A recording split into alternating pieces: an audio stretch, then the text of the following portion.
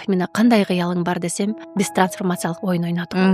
Айым бренд трансформациялык оюнуна жөн эле кошулуп калып ошол күнү запистерим бар эле бизнесмендер менен. Анан эмнегедир ошондой чоң бир оборотто жүргөн мыктылар менен тахминаны ойнотоюнчу деп киргиздик. Тахмина дароо эле жеке бренд боюнча 8, бул 1ден 8ге чейинки балл, 8 деген балл түштү. Бул кандай адамдарга түшөт?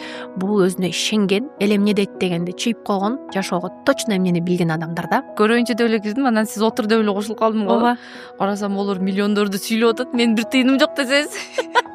Бирок кошулуп дакасы ойнодум акырына чейин. Оюнду негизи блогерлердин эми историяларынан көрөт элем, мына кызыгып коет элем.